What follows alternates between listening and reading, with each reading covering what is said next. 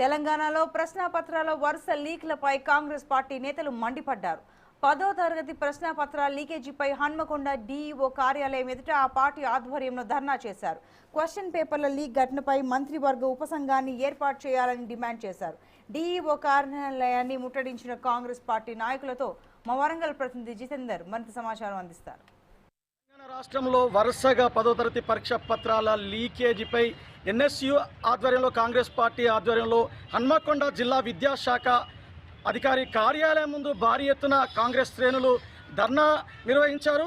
ఈ లీకేజీల పైన ప్రత్యేక దర్యాప్తును చేసి దోషులను శిక్షించాలని చెప్పి వాళ్ళు డిమాండ్ చేస్తున్నారు. హన్మకొండ జిల్లాలో ఈ యొక్క హిందీ పరీక్ష పత్రాలను లీకేజ్ కావడంపై చర్చనీయాంశంగా మారింది. వరంగల్ సిపి రంగనాథ్ ప్రత్యేక దృష్టిని సారించారు. అదేవిధంగా ప్రత్యేక టీంలను కూడా ఏర్పాటు చేశారు.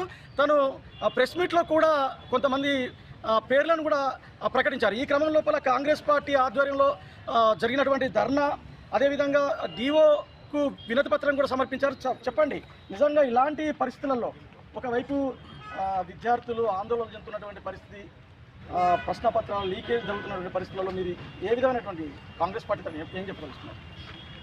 ఈరోజు కాంగ్రెస్ పార్టీ తెలంగాణలో విద్యార్థుల బలిదానాలు చూసి వాడు బాధపడి తెలంగాణ రాష్ట్రం సిద్ధిస్తే విద్యార్థుల జీవితాలు బాగుపడతాయి, నిరుద్యోగుల జీవితాలు బాగుపడతాయని కాంగ్రెస్ పార్టీ తెలంగాణ రాష్ట్రం సిద్ధించింది.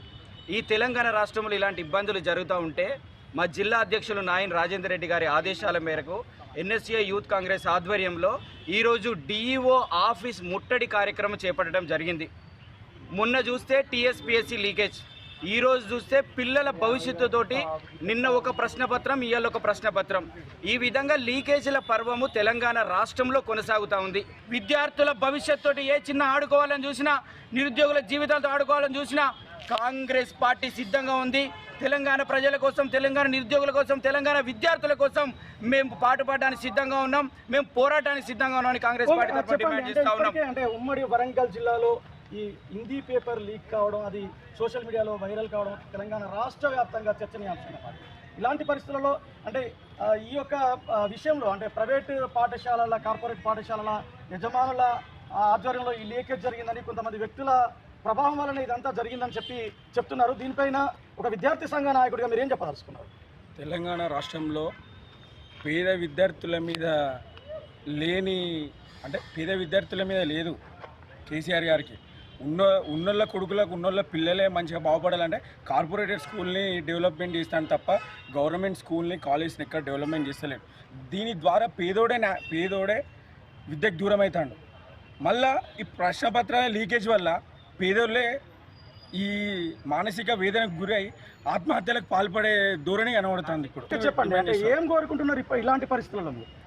సరే, ఇది విద్యార్థుల మీద మొదటి నుంచి కూడా అంటే 2016 నుంచి కూడా మనం ఎంసెట్, టీపీఎస్ఎస్ అన్ని ఏ ప్రశ్నపత్రం చూసినా కూడా లీకేజ్ అనేది క్లియర్గా కనబడుతుంది. దీన్ని బట్టి మనకు స్పష్టమవుతుంది ప్రైవేట్, కార్పొరేట్ సెక్టార్లకి కేసీఆర్ ప్రభుత్వం ఈ ఇద్దరి మధ్యలో ఏదో సయోధ్య కుదిరి జరుగుతుందని క్లియర్గా మనకు స్పష్టమవుతుంది. ఇక్కడ నుంచి అయినా కనీసం నిన్న చూడండి, నిన్న లీకేజ్ అనేది తెలిసిన తర్వాత నిన్న కట్టుదిట్టమైన చర్య కనుక తీసుకొని ఉంటే ఈరోజు అయ్యి ఉండేది కాదు.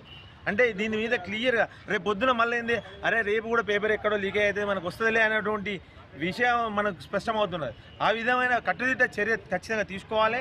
దీనికి బాధ్యత ఎవరైతే ఉన్నారో వాళ్ళ మీద చట్టపరమైన చర్య తీసుకోవాలి.